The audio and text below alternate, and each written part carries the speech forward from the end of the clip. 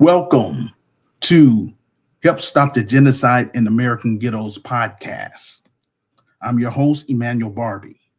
I am the founder, president, and CEO of GRCAM, the grassroots community activist movement. On this platform, we discuss authentic urban news across the diaspora and what's happening in Black America as well as in Africa. If you're joining us for the first time, please hit that like button, share, and subscribe to my YouTube page. We encourage our listeners worldwide to engage with us by leaving a public comment about the topics in the comment section below this audio podcast. Help make our audio podcast and our video podcast go viral by sharing my YouTube page with all of your friends on any social media sites that you are on. This will help get the ball rolling. Disclaimer: the content for this is educational and informational purposes only. It is based on public available reports and verified media sources. We fully comply with YouTube's community guidelines. We do not promote violence, hate, or misinformation in any form. This podcast is available in three forms: audio, video, and also as a written text in order for us to reach our audience. Help Stop the Genocide in American Ghettos podcast is our Black media component. I would like to encourage my listeners to please subscribe to my Medium page. On there, you can find access to this actual speech and my past speeches as well. I provide my Medium transcript in the comments section below this audio podcast. I use my platform to share with people who are on my social media pages. I encourage Black artists, African artists, such as authors, poets, musicians, Black entrepreneurs, African entrepreneurs, to make arrangements with me to come on this platform and promote your books, your business, or your music. And if you have a small ministry, then you're welcome to share a 30-minute sermon with my listeners from the global community.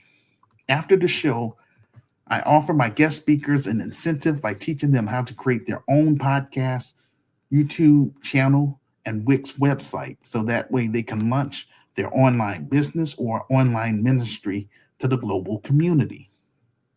I want to do more than just news and social commentary, but at this point in time, this is where I'm at. And I can just, just leave it at that.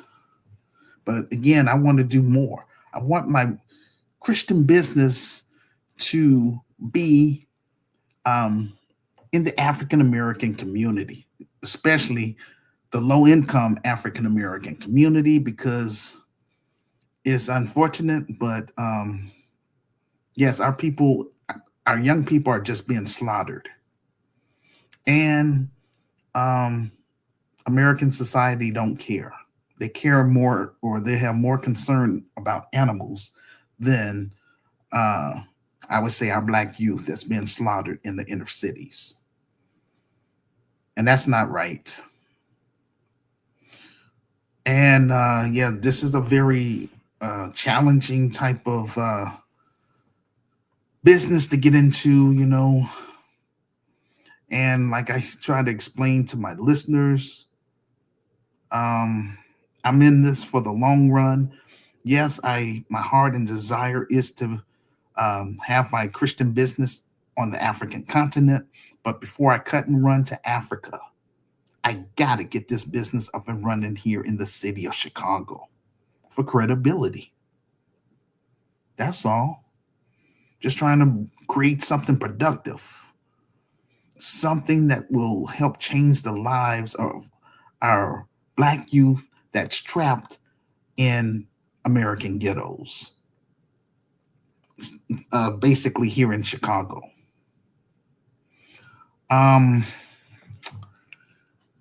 Well, Just bear with me. There's a lot of material that we're going to cover today. So um, it doesn't matter how bad I would like to get my Christian business up and running in Chicago without financial support from the Black grassroots and the global African family, then I am unable to do my God given assignment, which is to recruit like minded Black Americans beyond Chicago and like minded African immigrants across the United States of America to work with me to build the best African American business within the United States of America, and that is the Grassroots Community Activist Institute of Chicago. We want to build that for credibility before we expand it to 10 African nations.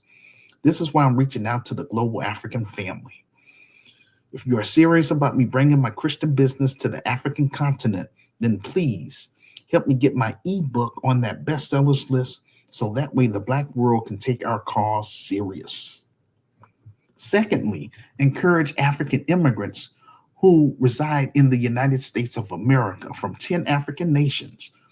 They are as follows: South Africa, Kenya, Ethiopia, Tanzania, Uganda, Angola, Liberia, Ivory Coast, Ghana, and Nigeria. Encourage them. Encourage them to read my ebook because they already here in America.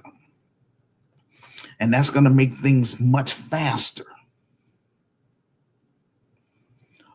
Um, Again, I've been pushing my vision and plan for the past 34 years. That's not cool at all. It's very insulting, frustrating. But this is what my creator has placed on my heart and mind to do.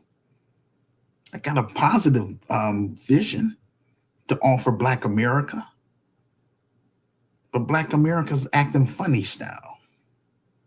They want to wait until the business materialize.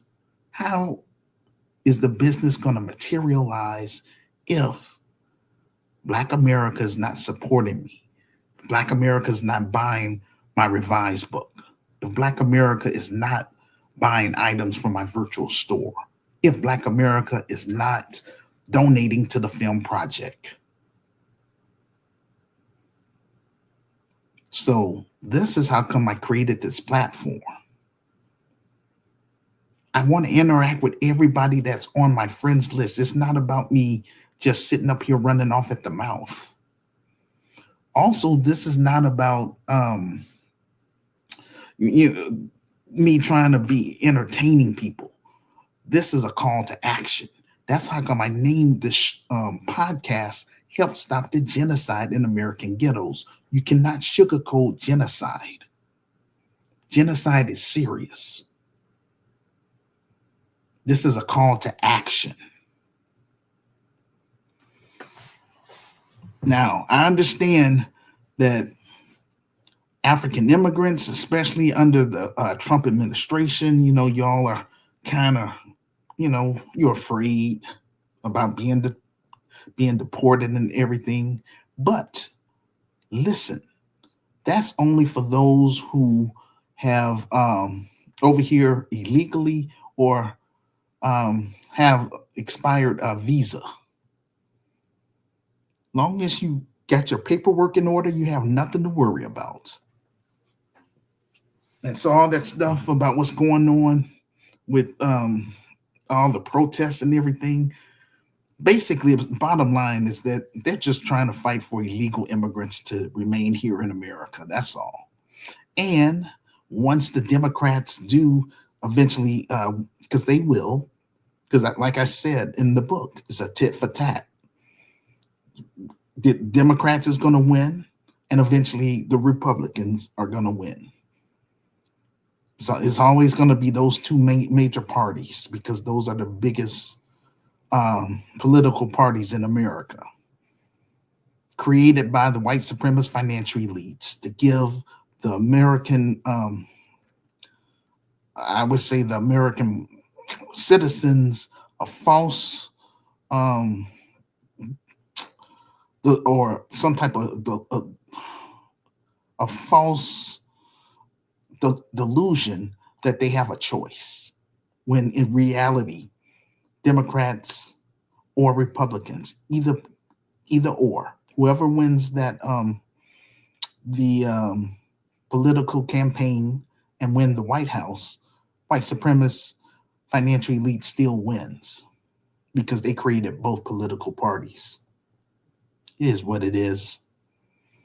I'm sick and tired of these games. Um, Black Americans have to realize, long as we remain here in the United States, we will be treated as third and fourth class citizens. It is what it is, because the white supremacist financial elites know that technically we really don't have, Black Americans don't really have nowhere else to go, because we can't really, yeah, we can trace our, can take a DNA test and see if we can trace our a Pacific tribal group on the African continent and all those things. But bottom line, I want to build with African immigrants that's already here in America, because it was destined for them to work with me. I don't know who it is. And also, all I want, basically is at least to find 300 to 400 people, African immigrants. That's all. It don't have to take that many. But for us to work together, um, get this film project fully funded and made, that's very important. Because once we do that, and then that's going to help put me in a better position financially, so that way I can hire qualified Black middle class professionals and qualified African immigrants, um, to make Chicago a model throughout the United States. And that's all I'm trying to do. Turn the business over, make sure that Sister Renee will be well taken care of, because she had my back for the past 13 years, and I appreciate that. But again, I don't want to spend the rest of my life in America. I want to bring my skills to the African continent, work with Africans that want more out of life, um, hopefully try to recruit brave and smart Black Americans to come over to the African continent with me, so that way we can replicate the business starting in South Africa and all the other um, 9 African nations that I mentioned. And that's all I'm trying to do, so we can do international trade with one another. Also, I want to make sure that GRCAM members become global citizens, not just, sitting here in America fighting for um, marching and protesting and all that stuff. We've been doing that for 60 years, But again, the battle is not for America. The battle is for Africa. If we lose Africa, we lose everything. And so that's all I'm trying to do. And I want the Black world to know my story. I tried to help my people that's trapped in American ghettos, but I didn't get so much support from my own people. It is what it is. But this is what I'm battling. This is what this is all about. And my thing is, my Christian business, we're going to raise the bar. That means we're going to separate ourselves from those that don't lack ambition, those that don't want anything out of life. I can't build with those type of people. I'm a builder. And I'm determined to get this thing up and running in America, specifically in Chicago, so that way we can replicate the same business on the African continent. So help me God. Um, So yes, I understand the reason why you're here in America so that you could reach your American dreams. Again, you could have went to Europe, you could have went to Canada, you could have went to Australia, you could have went to any Western nation, but you decided to come to America. And I'm grateful that you did. And all I'm asking you to do is please work with me. First, please purchase my ebook and read my story for yourself. I know it's not easy getting along with a lot of Black Americans. It is what it is. Hey, they give me a hard time myself, but that's our people. And yes, it's we have um, Black middle class professionals. We have upper Black elites and all those things, but those are the people that's just stuck on themselves. And again, a majority of Black Americans have have been Americanized, and they internalize this narcissist type of attitude. So I got mine, you get yours, and individualism. I'm not on that. Also, the type of Black man I am, I uh, I have my own style, and I do things in a different manner. I move differently. Not saying I'm better and all that stuff. It's just that I have zero tolerance for foolishness. I stand on business. That's what I'm about. Um, and again, this business is bigger than myself. This is for the unborn Black children that's going to be coming to this earth. It's for Africans, African immigrants that's here in America. So there you have it. Uh, I disagree with my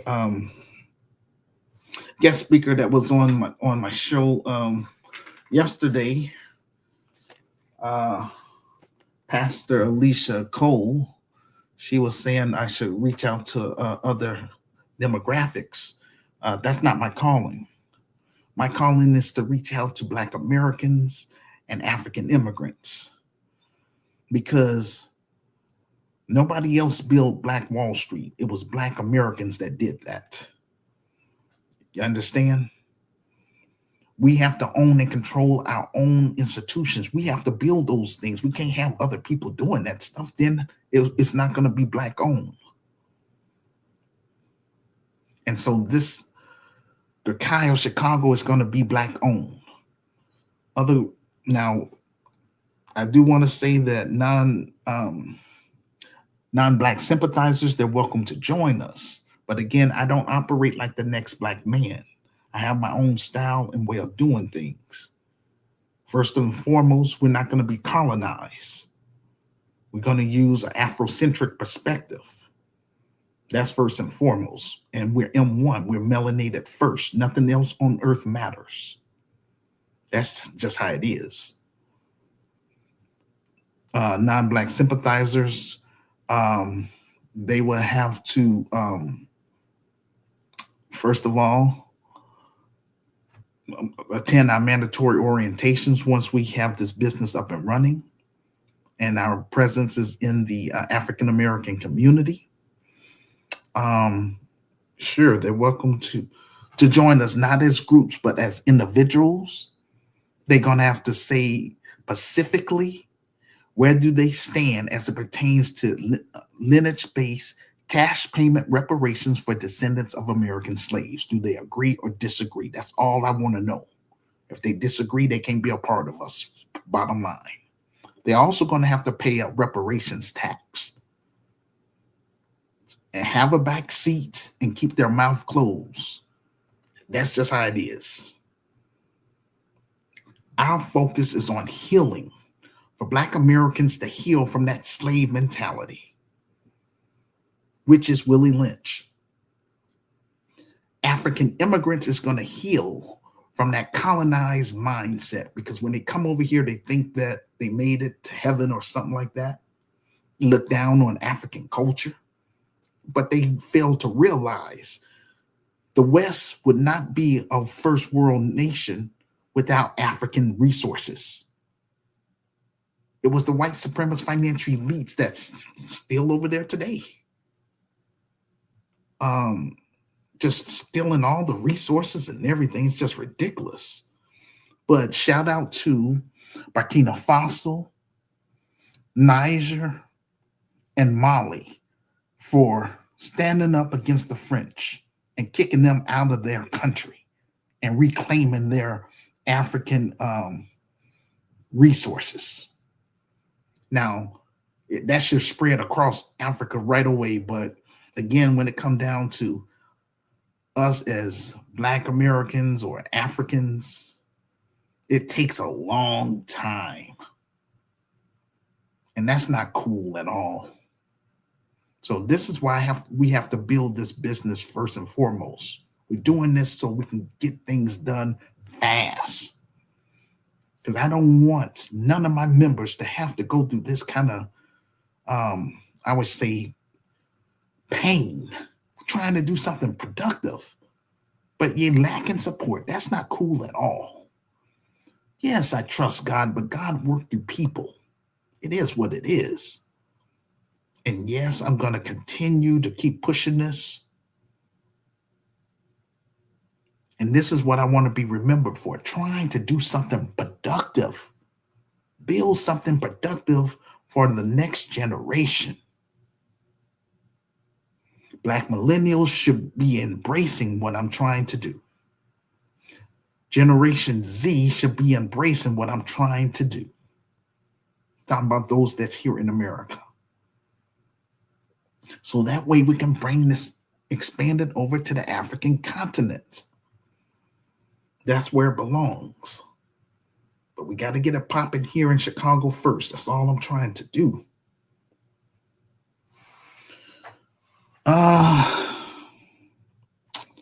So, and again, it was our ancestors who fought and died during the civil rights era to help African immigrants, Afro-Caribbeans, and other non-white immigrant groups to come to the United States of America.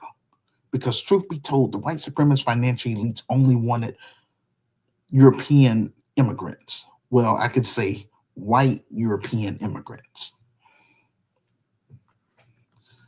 So I'm encouraging all of my listeners to purchase my ebook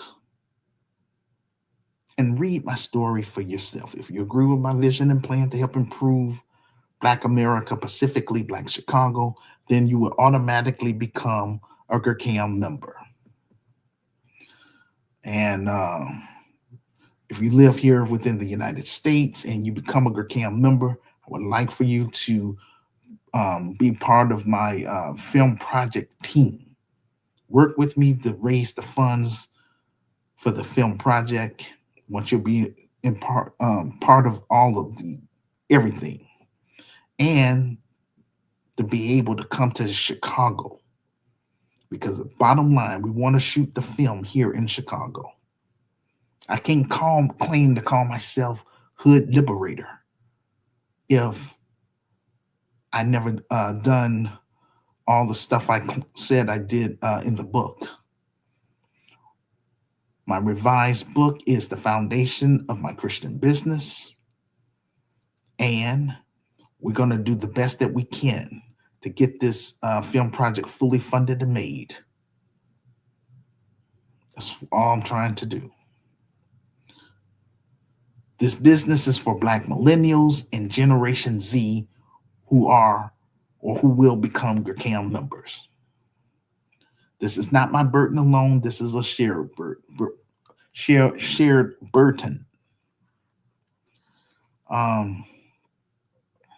We must fix issues in Black America. That's what we're going to do here in Chicago. Oh, let me say this again.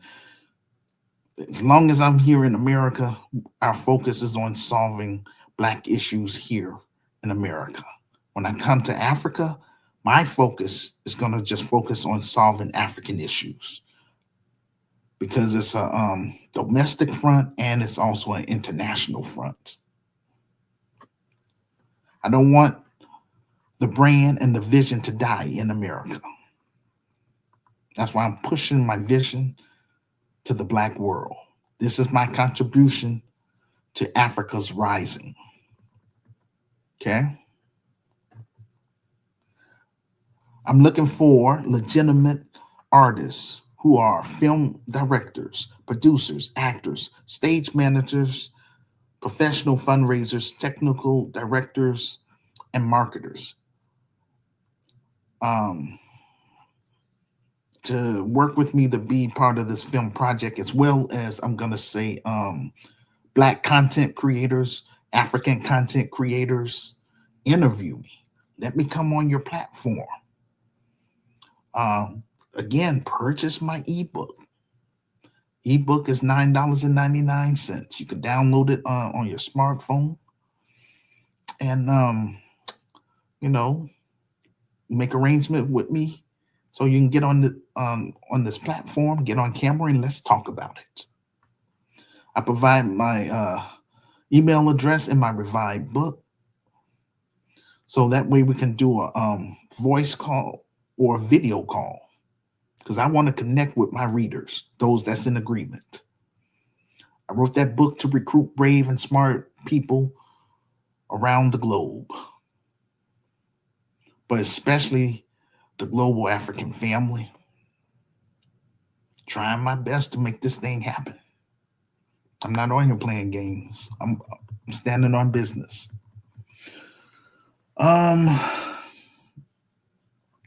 so um once we get this film project fully funded and made and the proceeds starts pouring in, then that will put me in a better position financially to purchase property in Chicago, Illinois, buy office equipment, and hire qualified Black middle class professionals and qualified African immigrants who are, I would say, have the following credentials that I'm looking for.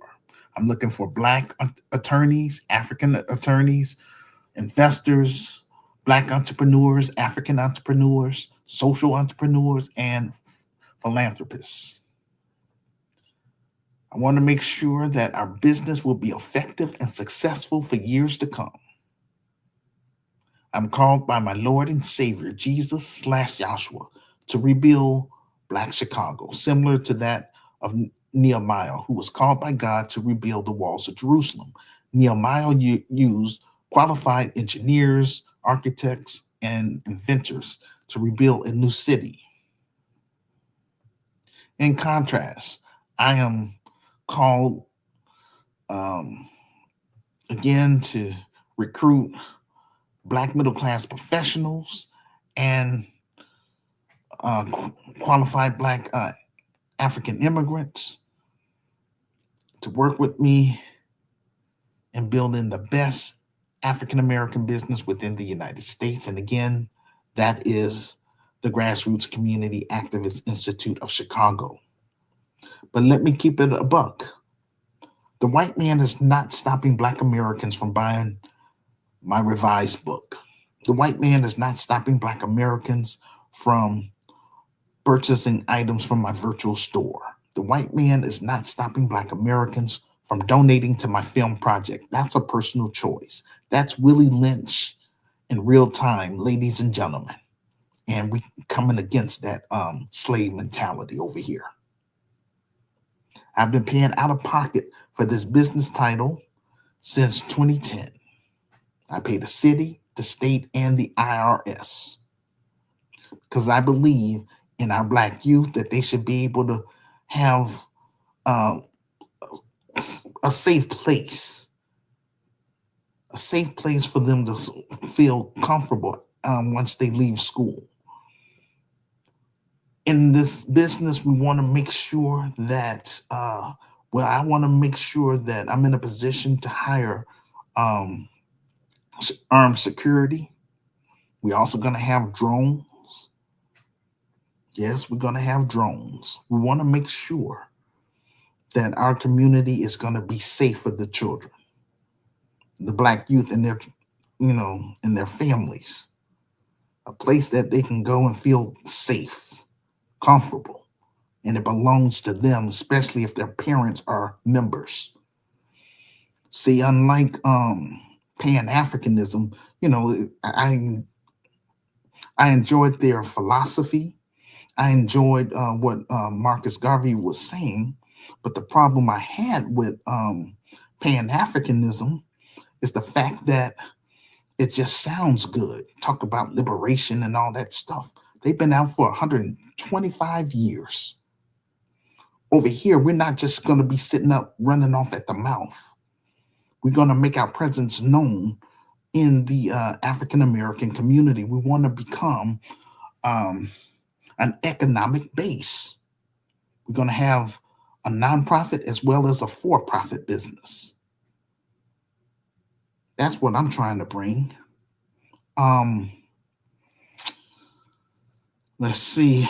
We're going to own and control. This is um, the for-profit part of the business, and this is where I'm going to make my bread and butter. We're going to own and control our own community grocery store, community healthcare clinic, and community housing. Because all of us as human beings need food, shelter, and healthcare. So that's what I want to bring. I'm not going to go into all the details because, again, that's in the book, and I've been saying that, since January of this year. Um, so this is why my docudrama is very important, because it's going to talk about my experience growing up in a dysfunctional household and how the biggest problem that I had to endure is trying to get my Christian business up and running. So that's the biggest problem that I'm going through. My film project is my last attempt to try to do something positive for my racial group, Black Americans, before I cut and run to Africa.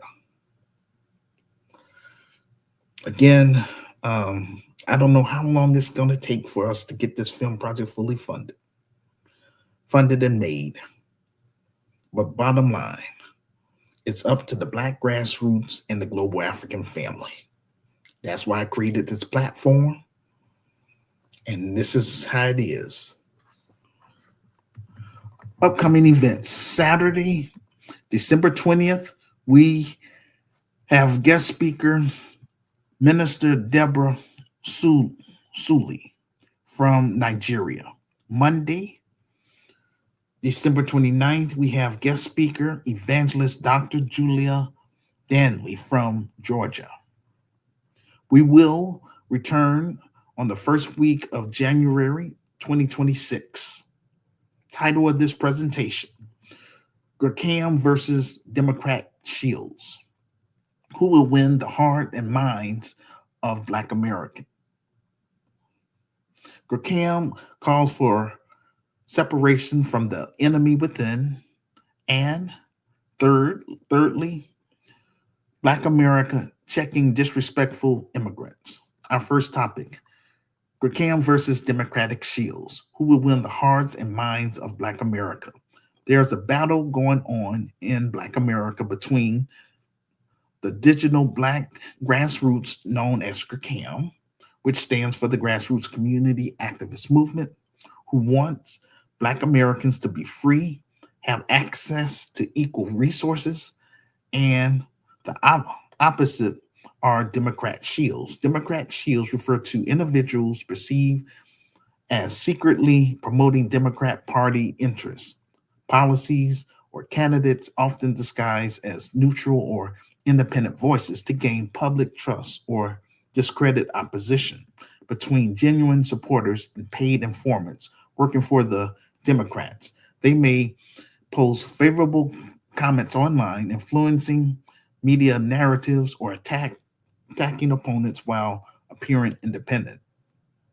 They use deceptions, lack of sincerity, and manipulation of public opinion for personal gain. The battle for the midterm election in 2026 is about to get heated between the two distinct groups: Black Americans who identify as descendants of American slave slash freedmen versus Democrat Shills.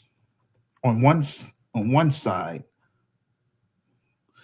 wants the liberation of Black Americans, and the other side gets paid to make sure Black Americans remain on the Democrat plantation.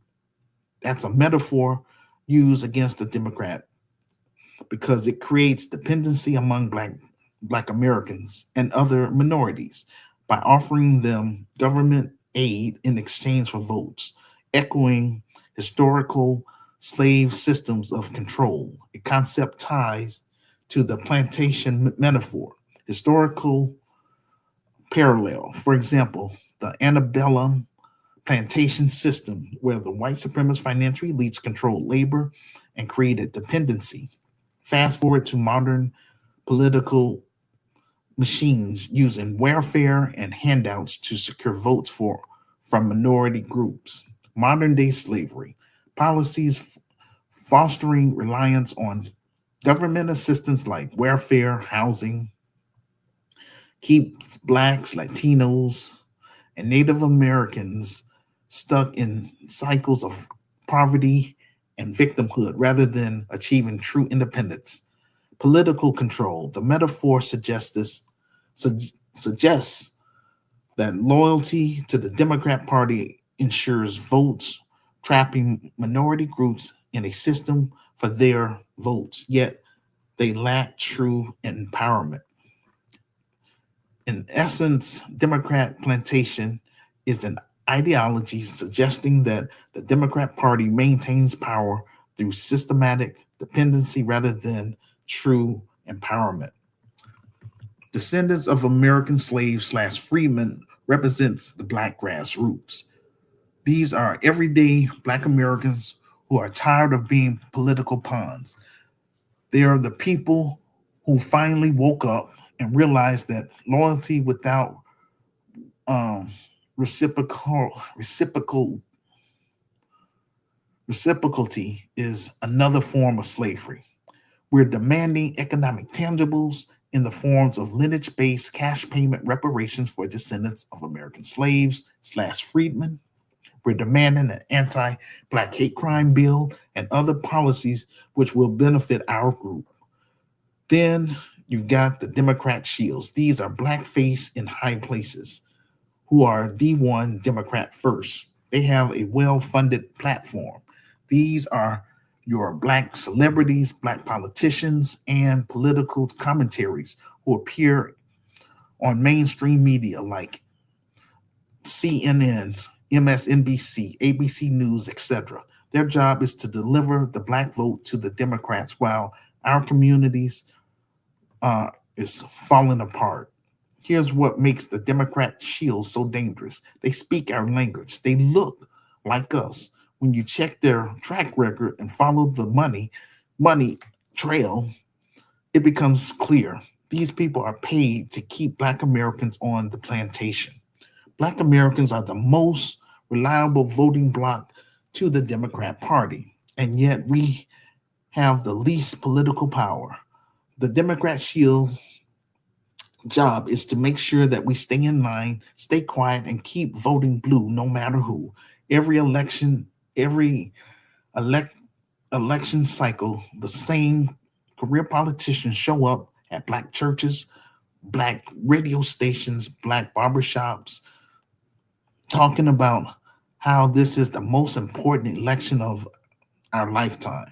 They go, they try to guilt us about our ancestors who fought and died for the right to vote. They make sure we feel like questioning the Democrat Party is somehow betraying the civil rights movement.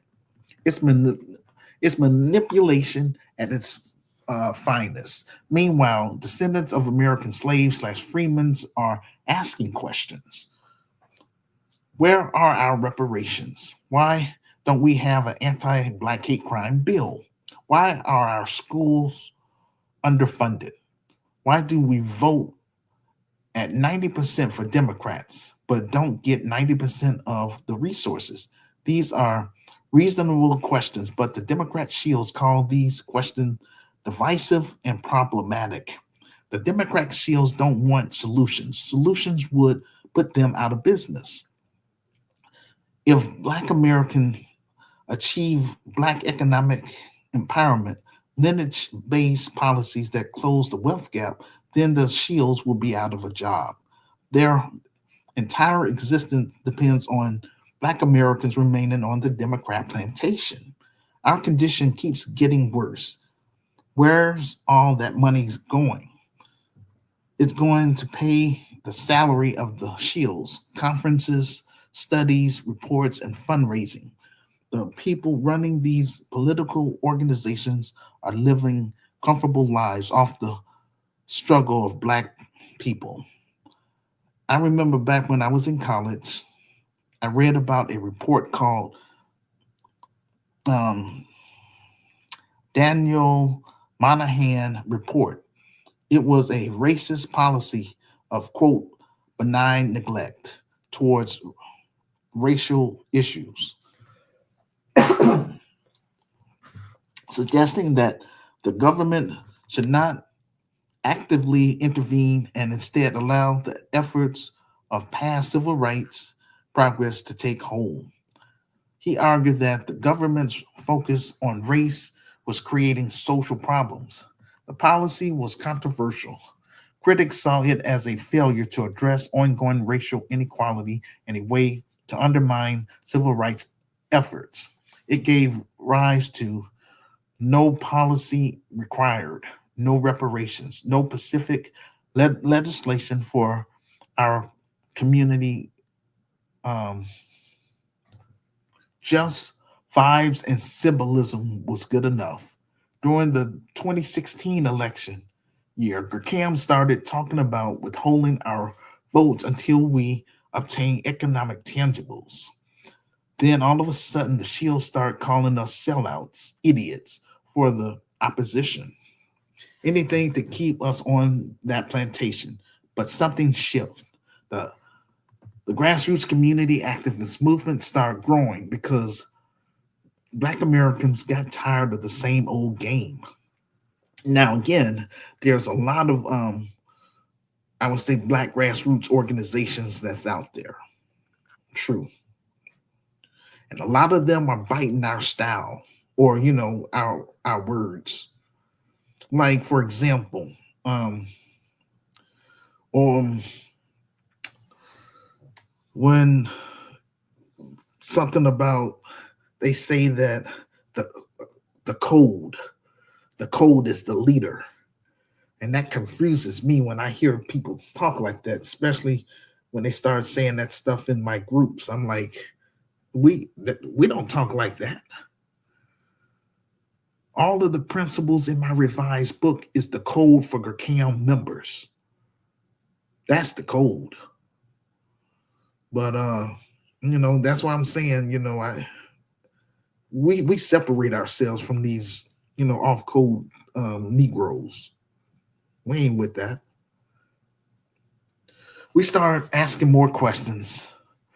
I notice other Black grassroots organizations start popping up online like ADOS, which is American Descendants of Slavery. I tried to reach out to the co-founder and Antonio Moore to see if I could get him to come on my podcast and discuss his viewpoints to my audience. That's when I used to be on Blog Talk Radio before they shut it down. But he kept changing the dates. Then he publicly told his followers to vote blue no matter who. And that was a red flag to me. So I decided to do research on his organization. Come to find out, he's him and the co-founder Yvette Carnell, they ended up stealing the name from this brother by the name of Norris Shelton. They just rearranged the name American Descendants of Slavery, but it's really um, descendants of American slaves. So that's what he came up with that term, but they just switched it around. American descendants of slavery. So, and also to make matters worse, Yvette Carnell is affiliated with the Democrat Party. You know, she helped raise funds for them. So, um, the ADOS is really um, Democrat Shills. We start demanding lineage-based policies instead of broad policy that benefit everybody except us. We started organizing outside of traditional political structure, and the Shields became terrified because their whole hustle was being exposed. The 2026 midterms are going to be, it's going to expose everything. The Democrats are going to be bring out every black celebrity, black politician that they can find to tell black Americans to vote blue. But Democrats, but descendants of American slaves slash freedmen will be ready this time. We're not falling for the hokey doke. We're not impressed by symbolism. We're not satisfied with reputation, rep, representation without results. We want specific policies for Black Americans. We want our reparations. We want an anti-Black hate crime bill. We want investment in our communities. And if we don't get it, then we won't vote. Every other group in America uses their votes transactional. They demand specific policy outcomes before committing their support. But when Black Americans do the same thing, all of a sudden we're being unreasonable. Why? Because the system depends on our unconditional loyalty. The grassroots community activist movement is about breaking that dependency. We're competing, well, they're going to compete for our votes, and we should treat them accordingly. We want our vote. Look, they want our votes, but you know they're gonna have to work for it, and they have to show us what they're gonna offer us. We want it in writing, um, and we want it specific to our group, and we also want timelines and accountability. The Shields have institutional support, media platforms, and fundraisings. But descendants of American slaves slash freemen have something more powerful. We have the truth. We have receipts showing decades of Democrat promises and zero delivery. We have the data showing that our conditions haven't improved despite our loyalty. Who's going to win the hearts and minds of Black America? That depends on whether our people are ready to break free from psychological slavery.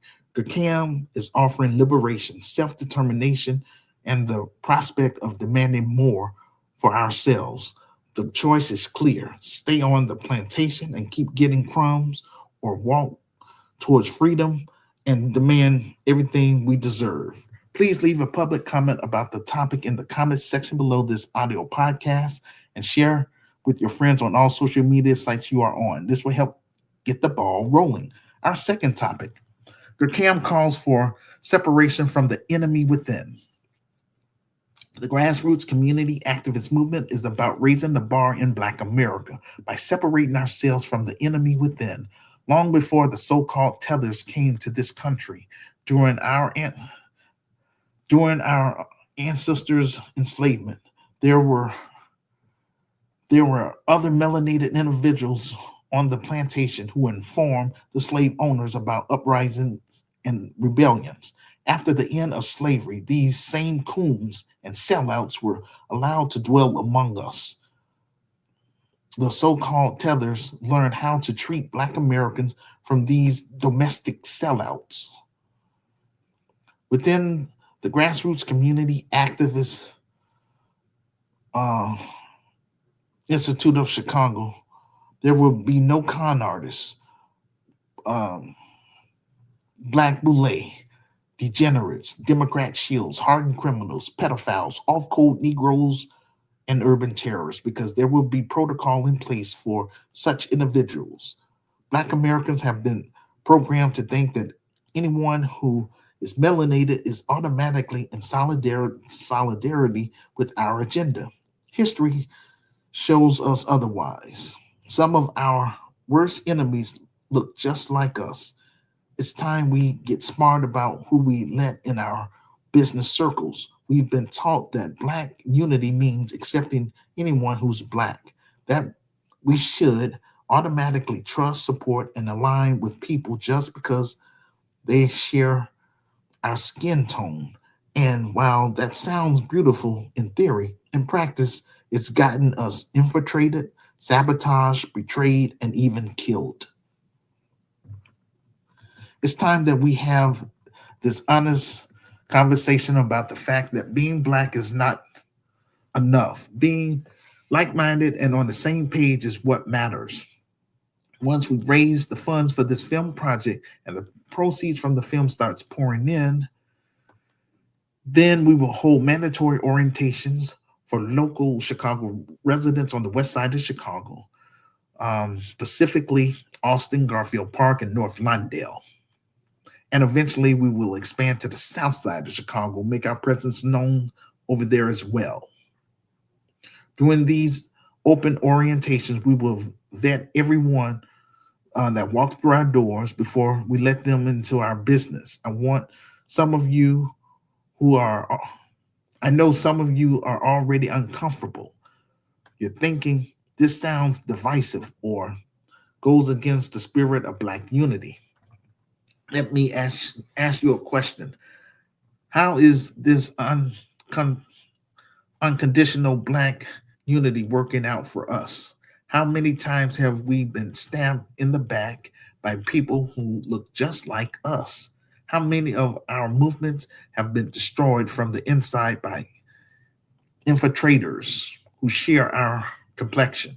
I remember watching the film Judas and the Black Messiah. The film was based on Fred Hampton, one of the most brilliant revolutionary minds of the 20th century. He was murdered in cold blood in his apartment by the FBI and Chicago police. But they didn't just kick down the door randomly. They had inside information. They had the layout of his apartment. Who gave them that information? William O'Neill, a Black man who infiltrated the Black Panther Party, gained Fred's trust, became his head of security, and then drugged him the night he was assassinated. A Black man, someone who looked like Fred, talked like Fred, and claimed to believe in the same cause of Fred, set him up to be murdered. And that's a doggone shame. It is. Malcolm X, one of the greatest Black leaders, was gunned down while giving a speech. And who pulled the trigger? Black members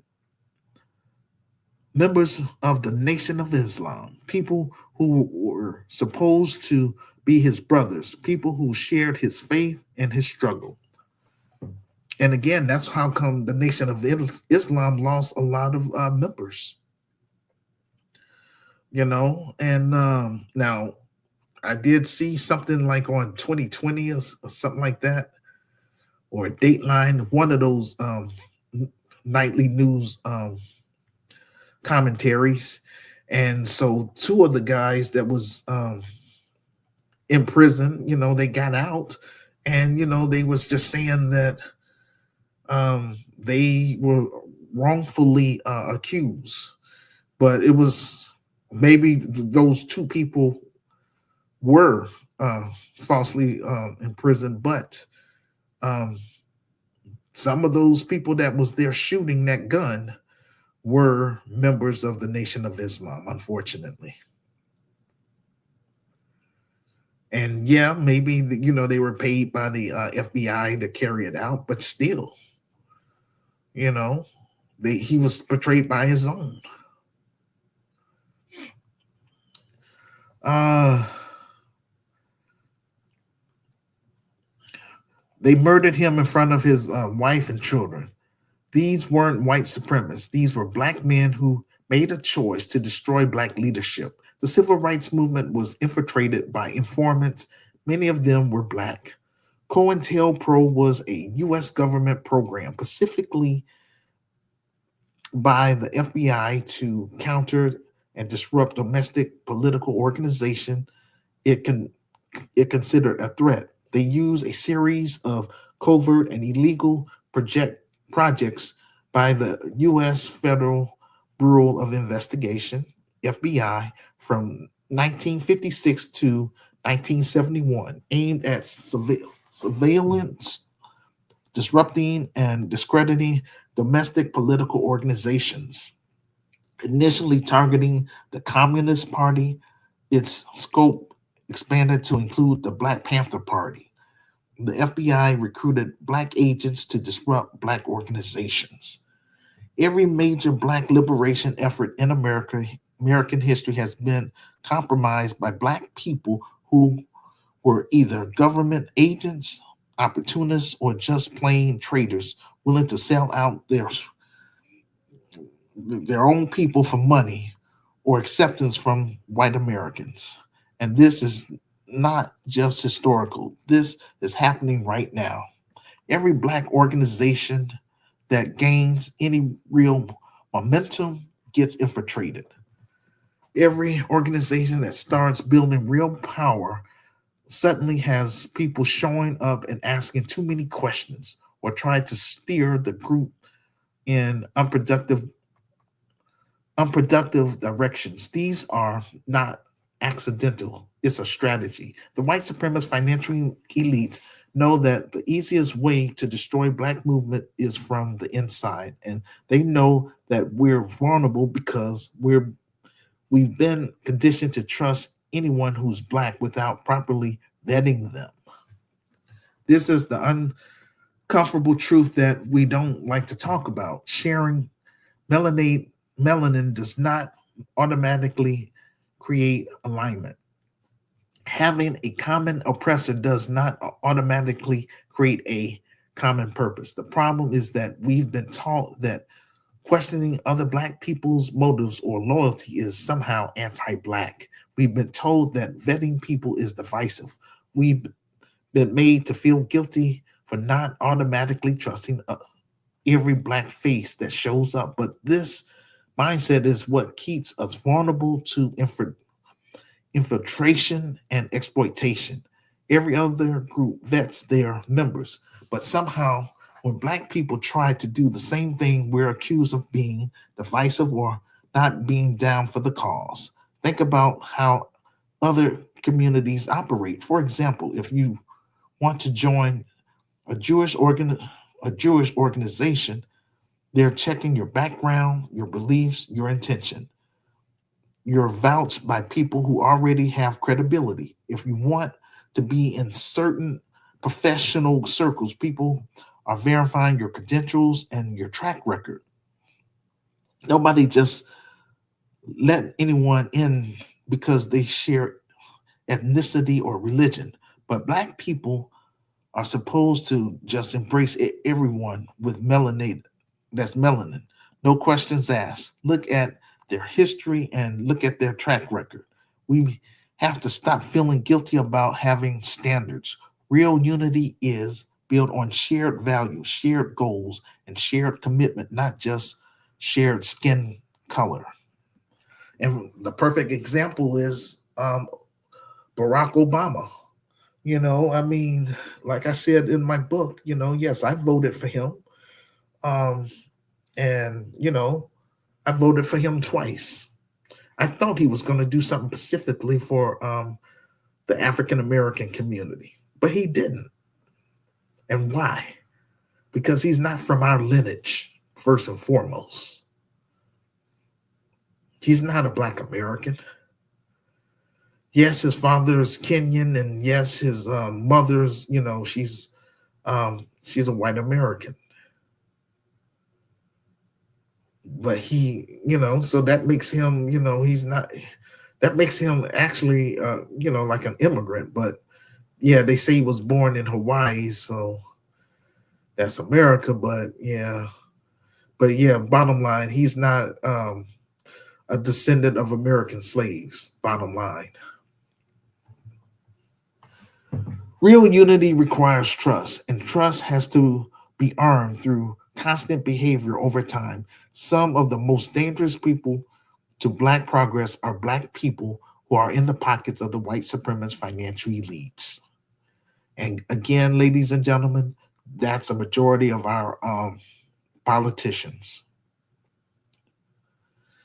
Some Black Americans are Democrat um, operatives, keeping us loyal to a party that doesn't deliver. Some Black Americans are prosperity preachers, robbing their congregations. Some Black Americans are celebrity, pushing destructive messages to our youth. They're encouraging illegal or violent action that could be used to justify crackdowns um, in our organizations. These are classic infiltration tactics that need to be aware of. Some Black people are crabs in a barrel who will pull you down when they see you rising. Some Black people are takers who will drain your resources without um, reciprocating. Over here, we keep our distance from toxic or unworthy Black people. The sooner we internalize this method, the sooner we can build movements and communities that are actually secure, effective, and capable of achieving liberation. That's not divisive, that's survival. When it's time to check our Black politicians, all of a sudden Black Americans get quiet. When when was the last time you held a Black politician accountable and demand that they show you exactly what they delivered for our community? This is the conversation Black Americans need to have. We have a serious accountability problem in our community, and it's destroying us. We have no issue calling out white supremacy. We protest police brutality. We march against systematic racism. We'll boycott companies that disrespect us. But when it comes down to holding our own Black leaders accountable, we lose our voices. All of a sudden, we're making excuses for their behavior. We have more Black representation than ever before. But our conditions are getting worse. Um, than we It's getting worse than it was 60 years ago. We have Black mayors, Black city council members, Black state representatives, Black members of Congress, Black senators, and even had a so-called Black president. Then why are our communities still falling apart? Why is Black wealth declining? Why are our schools still underfunded? Why is our political power not translating into economic tangibles? The answer: because we refuse to hold these Black politicians accountable. We give them our votes, our money, our trust, our loyalty without demanding anything in return. And when someone speaks up, when someone asks for receipts, when we turn on them and they call us divisive, we call sellouts. We protect the very people who are exploiting us. Look at how other communities operate with their leaders. For example, the Jewish community hold their politicians accountable. If one of their leaders leaders represent a district with a significant Jewish population, they better address specific concerns or they will lose their seats. The Asian community focus on specific issues that concerns them and the Latinos likewise. But um, black Americans, we're out here voting for people 90% without demanding policies that will benefit our group. Meanwhile, these elected officials representing other groups or communities are making deals, compromising on their issues, and prioritizing their agendas while we're still waiting for them to address our needs. That's not cool at all. It's a manipulation tactic designed to shut down accountability. We've been conditioned to believe that criticizing black elected official gives ammunition to the opposite political party. We've been told that we should support black leadership regardless of their performance because representation matters. So we accept symbolic victories while our material conditions get worse. The black politician knows black people are the easiest demographic to exploit because we value loyalty over results. They know we're not going to vote them out of office. Immigrants come to this country, and within one generation, they've got economic infrastructure, political representation.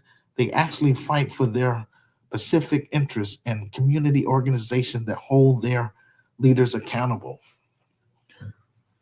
Meanwhile, we've been here for 400 years and we're still having the same conversations about poverty, education, and justice.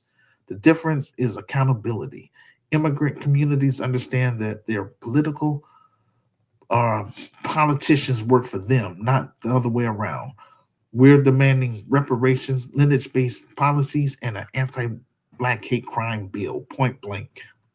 Accountability requires us to admit that we've been complacent in our own exploitation. It requires us to acknowledge that blind loyalty is not a virtue, it's a weakness that's been exploited. It requires us to accept that some of our most trusted leaders are actually our biggest obstacle to progress. If we're serious about Black liberation, if we are serious about future generations, then accountability cannot be optional. We need to treat our politicians like employees because that's what they are. They work for us. We need to stop giving loyalty to people who can't earn it or can't deliver. That means looking at their voting records. That means showing up to city council meetings and asking hard questions. Other communities do this without hesitation and they get results. Accountability produces results, and loyalty without accountability produces exploitation. We've been conditioned to believe that solidarity means never criticizing Black leaders publicly. Real solidarity means building systems of accountability so that leaders will actually serve the community instead of themselves. The reason we're not progressive is not because we lack talent or resources, it's because we're not holding the gatekeepers accountable. We've got politicians who are comfortable because they know they'll get reelected regardless of performance. We've removed consequences from the equation. We need to understand that demanding results from our representatives is not tearing down Black leadership, it's strengthening it by weeding out the frauds and elevating people who actually care about community progress. That's how you build power. That's how you create change. Black America has to make a choice. We can continue protecting corrupt and unperforming politicians, or we can start demanding accountability and watch our community transform. The choice is yours, but we can't continue. to complain about our conditions if we refuse to hold these elected officials accountable for their actions. Accountability is the only path forward. Please leave a public comment about the topic in the comment section below this audio podcast and share with your friends on all social media sites you are on. This will help get the ball rolling. Our third topic: Black America checking disrespectful immigrants. The nerve of some Black immigrants that travel to a country built on our ancestors' back for them to call us lazy and we don't have a culture, then wonder why we have delineated. Before I say anything else, let me be clear: this message is not aimed at all immigrants. To the immigrants who have came to America, who have recognized the sacrifices Black Americans have made and have created opportunities for you to enjoy, and who have stood in solidarity with our struggles for collective liberation. We see you, we appreciate you. This message is not aimed at you. This message is for those who are disrespectful immigrants who come to America, benefit from our civil rights that Black Americans fought and died for. This is for the ones who claim they are more successful than us, who put a narrative of superiority, who look down on Black Americans as if we are beneath them. This is for the ones who come into our communities, open businesses, refuse to hire us, extract wealth, and then go back to their enclaves talking about how much better they are than us.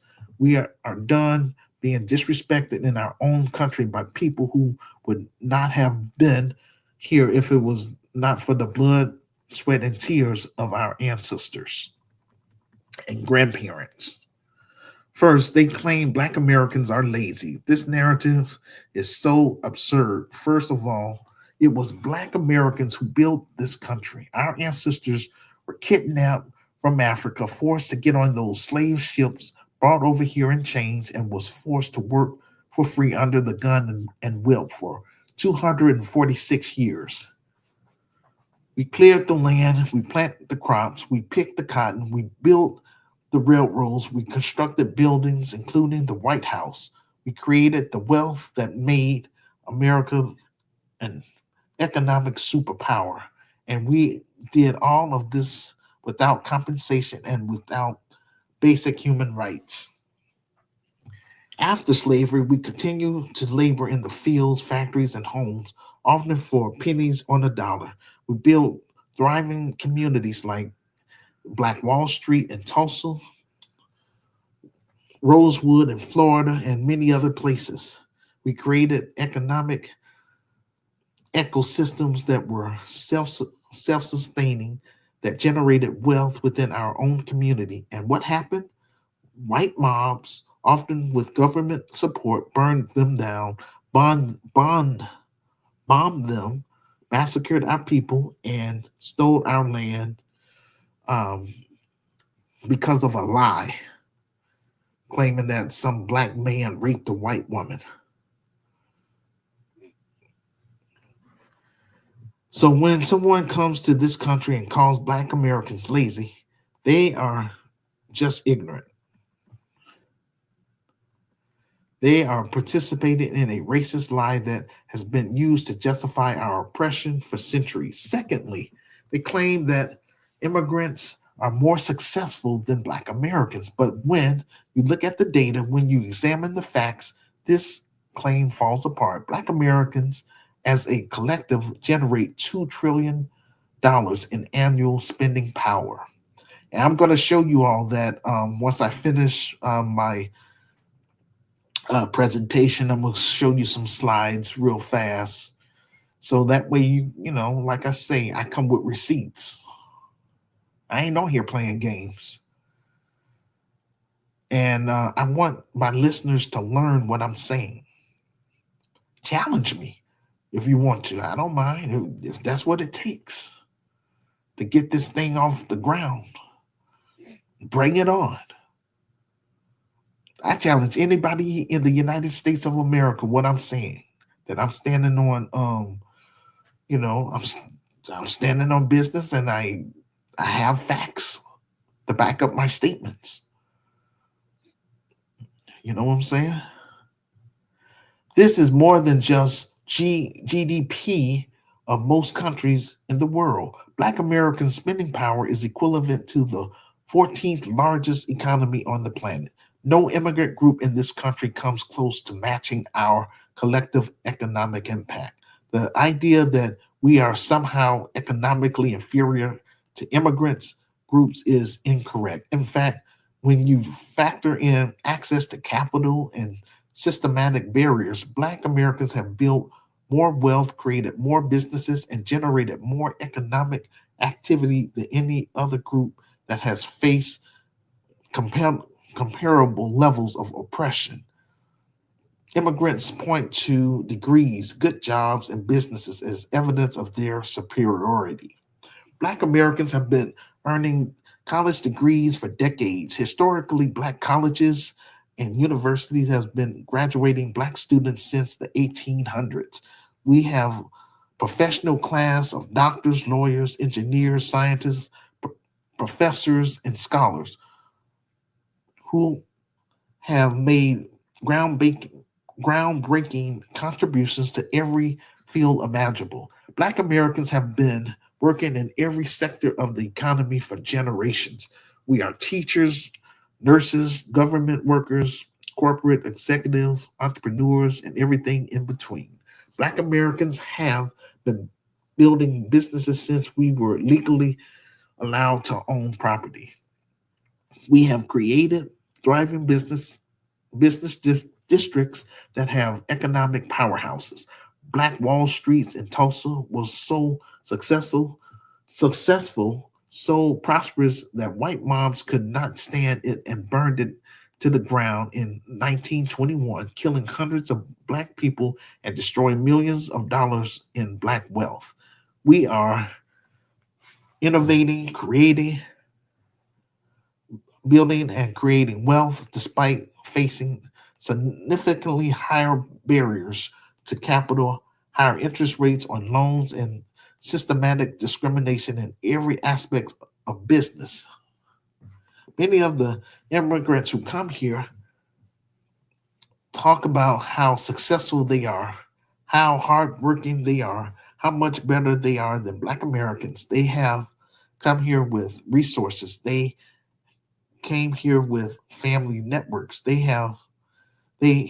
came here with capital. They came here with educational credentials that were recognized and valued. They did not come here in chains. They did not come here to be slaves. They benefited from immigration policies that were only possible because of Black Americans fought and died during the Civil Rights era.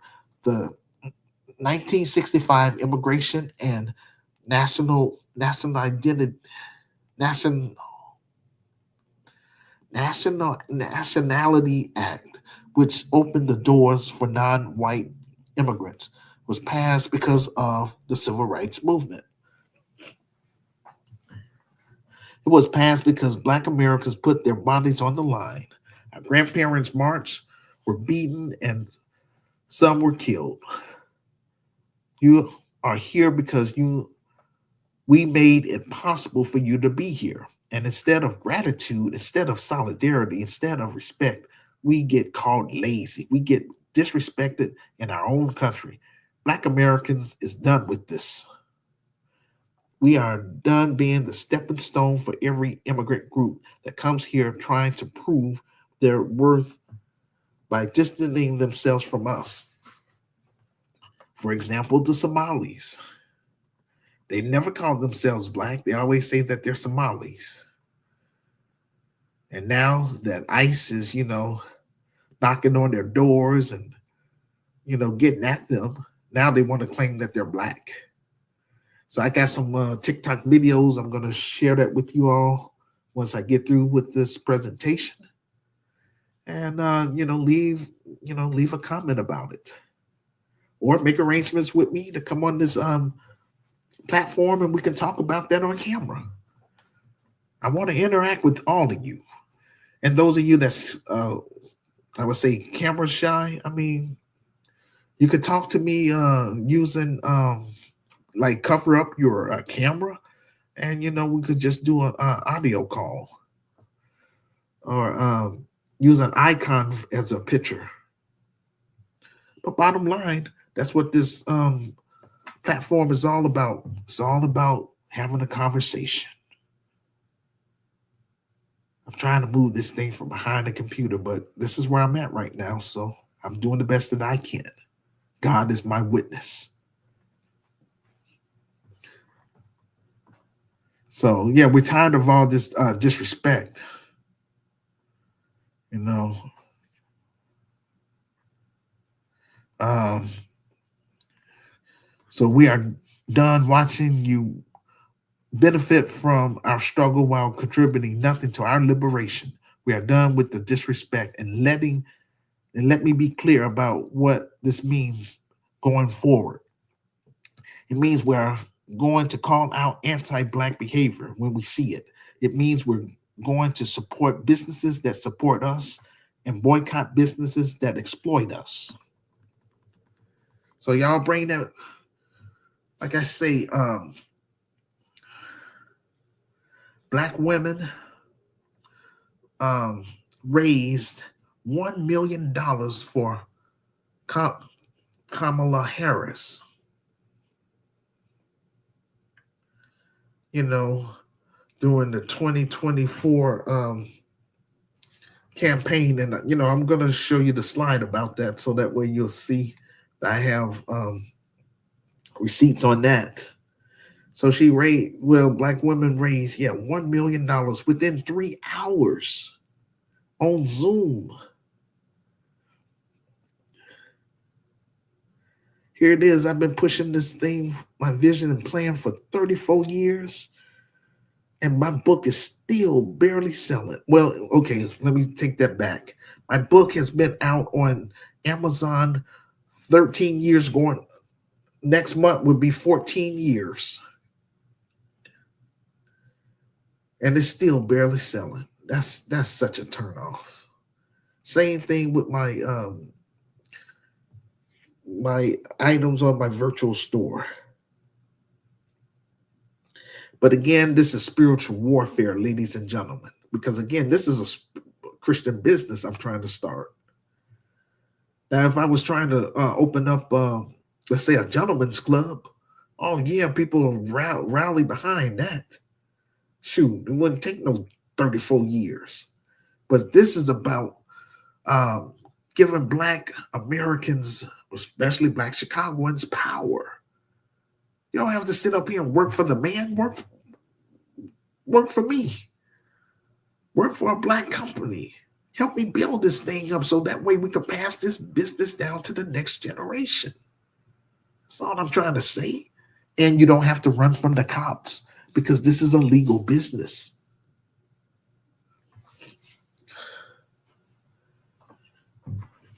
Okay, so let me go back to my presentation. Um,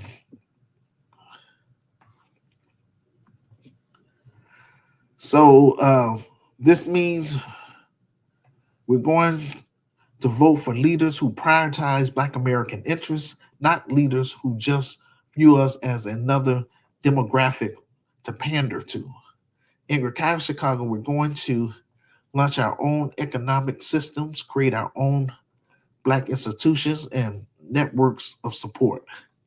We're going to educate our children about who we are and who our allies were, not this whitewash version curriculum that's being sold to the world.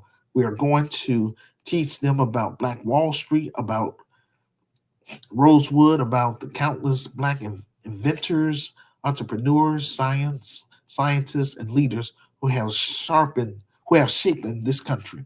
We are going to teach them that they came from a legacy of excellence, resilience, and brilliance. We are going to teach them to reject anyone who tries to make them feel inferior, regardless of whether that person comes, regardless where that person come from. To the immigrants who respect us, We stand with you. We recognize, okay, to immigrants who respect us, we stand with and stand with us, who recognize that our struggle is connected. This is not about you. Keep doing what you're doing. Keep being allies. Keep showing up. We appreciate you and we will continue to work with you. But to the immigrants who have been disrespecting us, who have been exploiting us, who have been looking down on us and talking all smack and foolishness, your time is up. Black America will no longer be available for your contempt. We will no longer interest in providing our resources. We know who we are. We know what we have built. We know what we are capable of. And we do not need your validation or approval. We have to be persistent, standing on business, witnessing for Jesus slash Joshua, even if it means um, even if it means going against, our family members or friends. Justice requires us to speak truth even when it is uncomfortable. Justice requires us to call out wrongs even when it comes from within our own communities. And justice requires Black Americans to say enough is enough. We will no longer tolerate disrespect from anyone, immigrants or otherwise. Respect is not optional, it is mandatory, and Black America will no longer accept anything less. Please leave a public comment about the topic in the comment section below this audio podcast and share with your friends on all social media sites you are on. This will help keep the ball rolling. Again, thank you for listening to our audio podcast. We greatly appreciate it. Um, please give us a good rating to help recommend more content. That's the new YouTube. Please put me on blast by telling your friends and family to listen to our content on our YouTube page. I'm going to send out a challenge to everybody that's listening to this audio podcast. Please, we need all hands on deck. Support our film project so that we can move GRCAM beyond cyberspace and get our story on the big screen to let the Black world know who we are and what we're trying to do for our people that are trapped in American ghettos, specifically in Chicago. Hood liberator made in Chicago, the war against Willie Lynch begins, unquote. You can be a part of this historic docudrama by contributing to our crowdfunding pages, which are our GoFundMe page, our Buy Me a Coffee page, or our PayPal Giving Fund page, which will help with marketing, promotion, clearance, legal, and general expenses. If you are a U.S. citizen, then I recommend that you donate to our PayPal Giving Fund page because you can use it as a tax write-off because this is a legitimate 501c3 nonprofit faith-based and community advocacy organization. You can also purchase items from our virtual store or purchase my revised book. The ebook is $9.99. The softcover book is $15 plus shipping and handling. We appreciate your support. You can find all of the links below this audio podcast in the comment section below.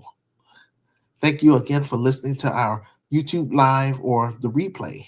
Thank you for subscribing, liking, and sharing. I want to thank all of you for listening to our audio podcast on Spotify and Podchaser. If you are new to Help Stop the Genocide in American Ghettos podcast, welcome to a safe space where we discuss Black issues and African issues every week. This will conclude our audio podcast for today. We will see you on the next episode. Now, before I cut and run and call it a day, I am going to do my best to point out some things on the screen that needs to be shared. So Just bear with me. Okay, let's see. Okay.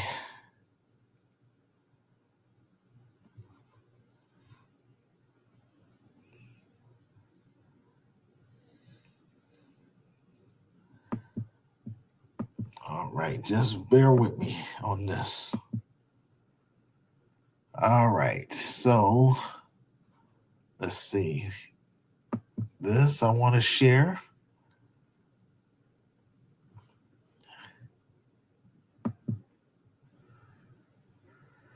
All right. So right here, this is my Substack. So you can follow me on here.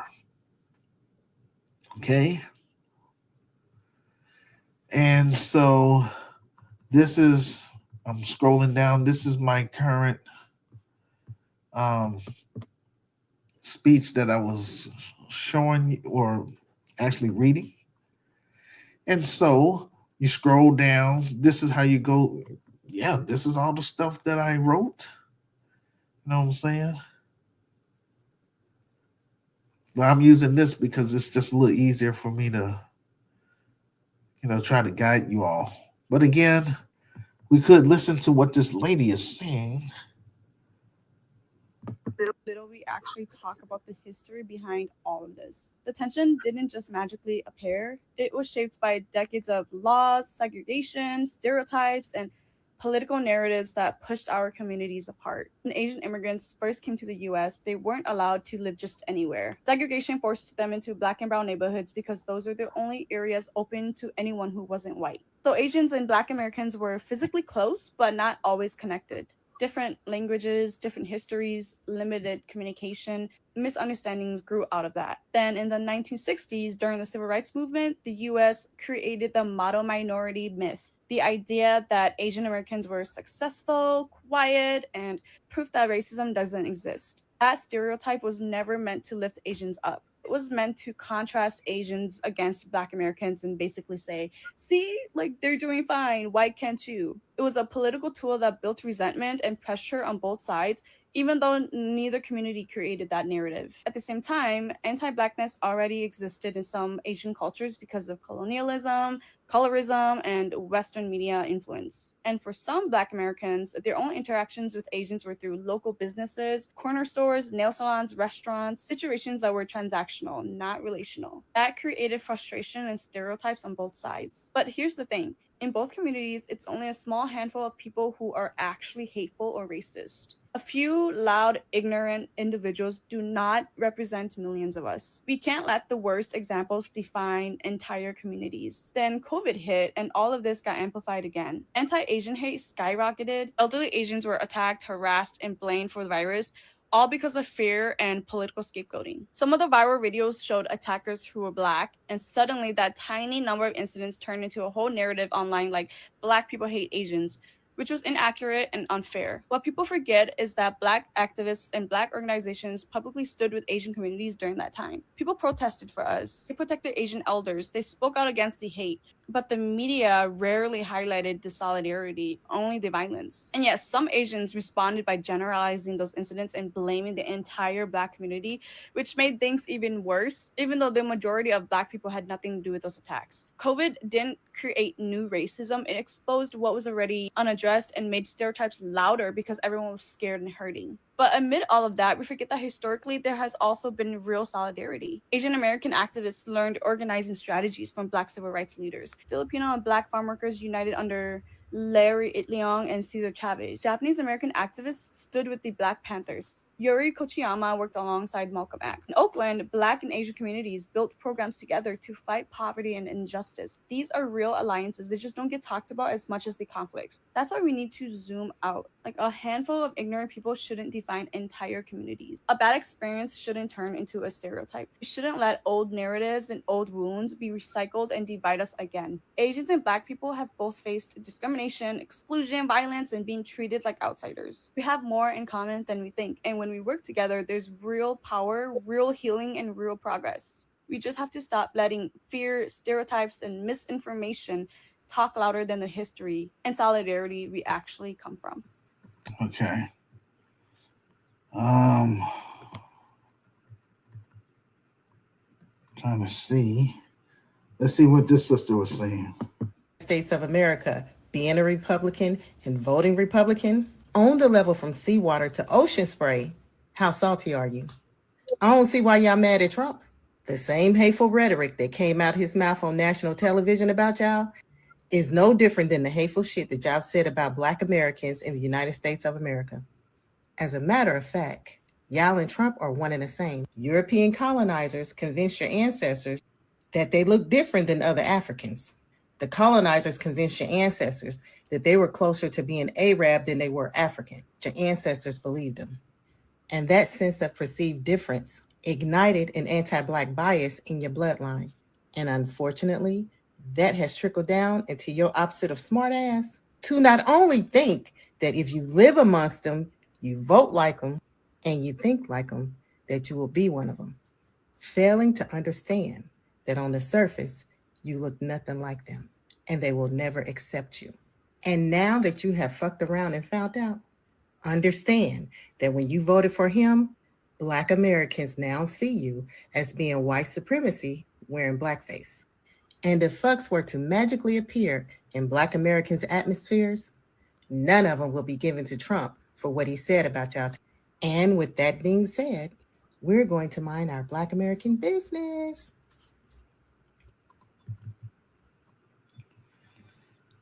Yeah. And then yeah, I'm not gonna go there, but you get the idea. So you could listen to these different people's point of views. Um, yeah. So these are the different videos that I have. All of them are important, and some people, I mean, if you're an African nation, let's say, you have to depend on bundles. I recommend that you just listen to my Spotify page or my pod, pod chaser, because that's audio, and it's not going to eat up your bundles as much. So I'm just trying to be mindful. But yeah, for those of you that can afford it and everything, these are the videos. Because I know some people don't want to just yeah, I mean, yeah, it might sound a little boring and stuff, but this is very important information for our people, for Black people, and for African people. Okay, so I'm just scrolling down here.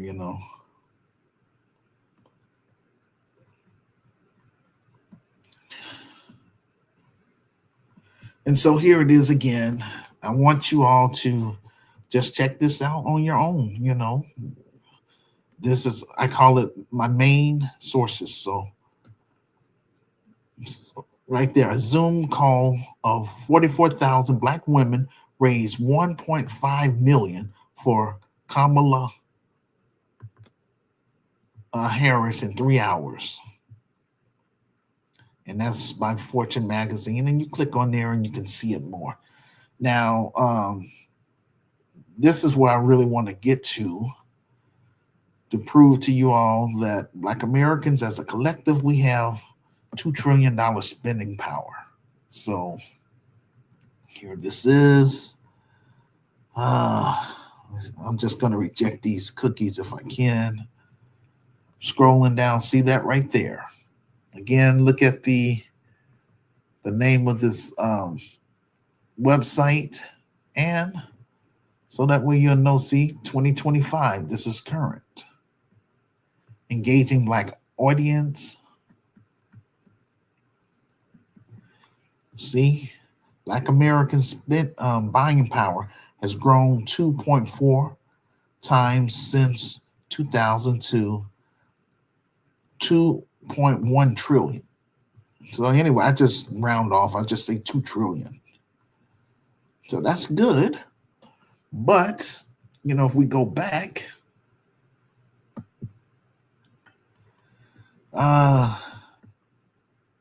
see right here, median wealth of Black Americans will fall to zero by 2053.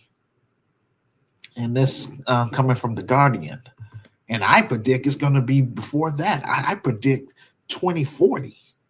But again, it's we're going to lose a lot of our capital spending power. We have to come against this thing right here. This is the Willie Lynch letter. This is the stuff I talked about last time, my last presentation. And this is the benign and neglect stuff, that, I talked about earlier. So that's important. Here goes where you can get my book right here under credibility. Here goes our GoFundMe page, our PayPal Giving Fund page there. Buy me a coffee page right there. There go my virtual store. Okay. All righty. Get out of there. You can. Well, I use the link tree. Make stuff a little easier to find all my contents and stuff. So I like using this, but I would say my TikTok page. Send me a friend request on here. But no, I don't have that many people on here. Like, I'm trying to grow it. But I'm just saying, you could befriend me on here, send me messages and stuff like that, and I can get you on the show. On Facebook, that's fine too, still, But I'm just saying, I'm just trying to give you options. That's all. But for those of you that, let's say, have to depend on bundles and stuff like that, I recommend, there go my pod chaser. So right here, I know it's long, this site, but again, you can just type in my link tree, Emmanuel Barbie. Now pull it up, and then just go to my pod chaser page and send me a friend request on there, so you can listen to my audio podcast that way, and you don't have to worry about watching those videos, because that's going to eat up your bundle. So that helps you avoid that part. Here go my Spotify page, so you can listen to it.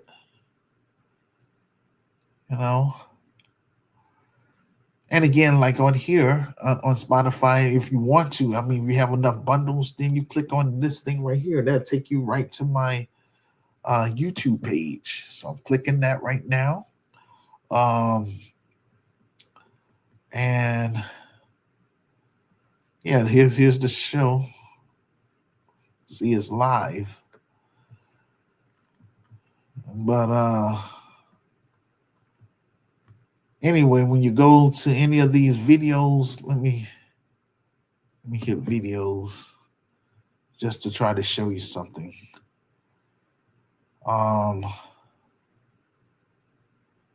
Let's see. This is the one I did yesterday. I'm gonna see. All right, I'm gonna stop the, what I was saying.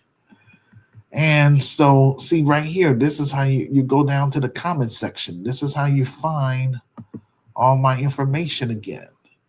I call it my credibility. So my book, my GoFundMe page, PayPal page, buy me a coffee page, virtual store, and then my revised link tree page. So you can find it that way too. So I was just trying to show you how you can navigate.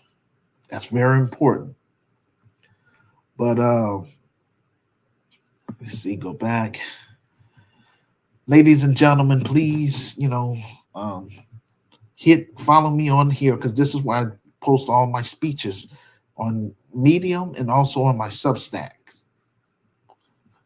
So make sure you follow me and help grow this page as well. But I'm just saying this is how you where I post all my speeches.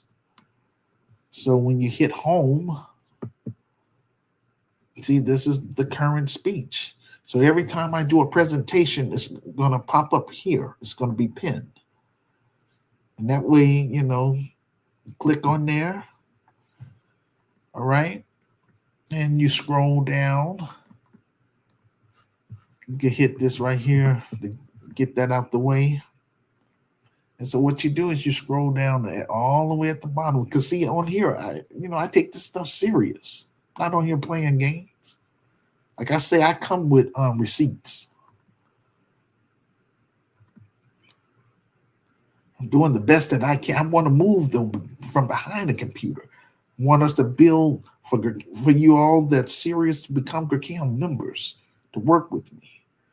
I want to also have my lawyers to work with me to make sure that this business will be that people that become GRCAM members, that you will have 5% ownership of the business. So that way, hey, this will be your business as well. I want you to feel comfortable about being a part of this thing. And I want everybody, I mean everybody, to reach their personal life goals as long as it's legal. We don't do no illegal stuff over here. All I'm saying is that we want to separate ourselves from negative people that ain't lack ambition, they ain't about jack. Just separate us. And I don't want I don't want none of my members to, just be struggling. I want to, encourage you all to everyone to hopefully become, become middle class. That's my goal for GRCAM members. You know what I'm saying? I want everybody to reach their personal life goals.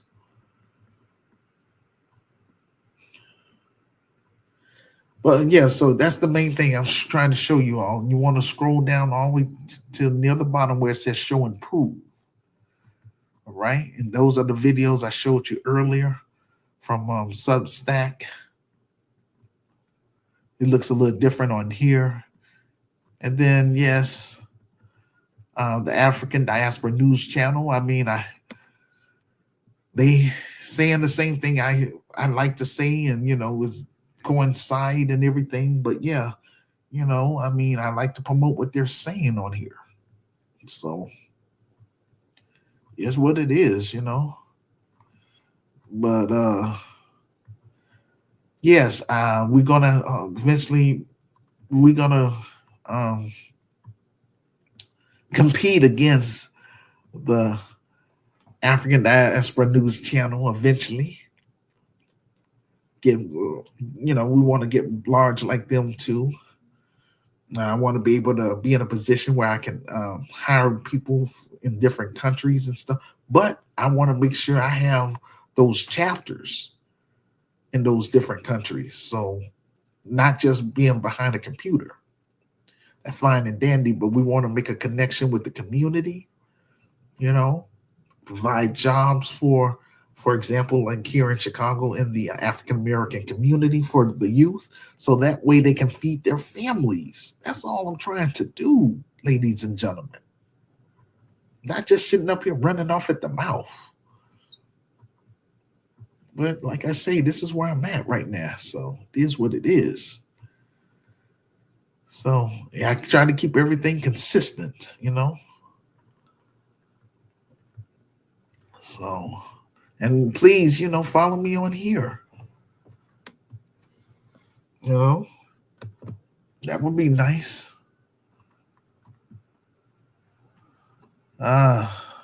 I don't know what just happened, but it's all right. It is what it is. So that's about it. I don't think I have anything else I have to say. You know, that's we're gonna call it a. Gonna get ready to shut it down. Okay. So thank you all for listening, and I'm gonna do one more presentation. That's gonna be by it'll be by next Friday, and then after that, it'll be the first week in January. But I do have someone coming on the 29th. Like I said, Evangelist Dr. Julia Danley from Georgia. So I hope that she's able to appear. Um, Again, thank you all for listening. I would say Merry Christmas and Happy New Year's. And again, I just want us to move GRCAM to the next level. And I want you all to become GRCAM members. If you're a GRCAM member, then hey, this thing is going to go even faster. Again, this business not even really about me. It's about Black parents that's here in America. This business is for you and your children.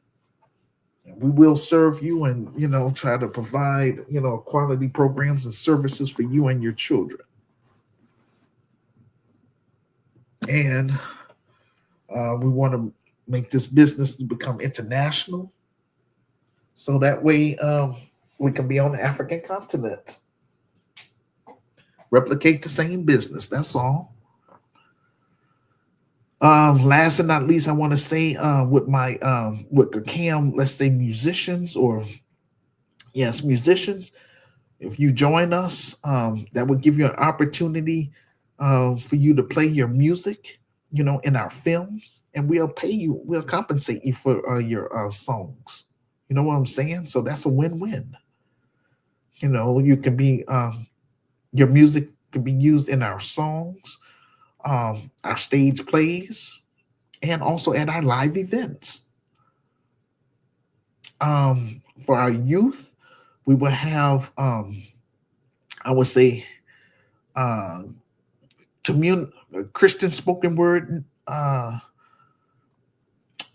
versus secular spoken word, and whoever can flow the best out of those two groups will win $1,000 in cash. Eventually, I'm just saying, not right now. I'm just saying once we get this thing up and running. So I'm just saying, we're going to look out for the youth, give you an opportunity to win money, safe space where you can interact with people in the community. And bottom line, just have something that would be Black owned, that we own and control, and that we're going to build. That's all. No hate. Ain't hating on nobody. You know what I'm saying? Doing the best that we can to, help people reach their life goals. That's all. Keep them safe, So, with that being said, you all have a Merry Christmas and a Happy New Year, and just be safe out there. All of you, all my listeners. Peace and blessings. And that's going to conclude our show for today.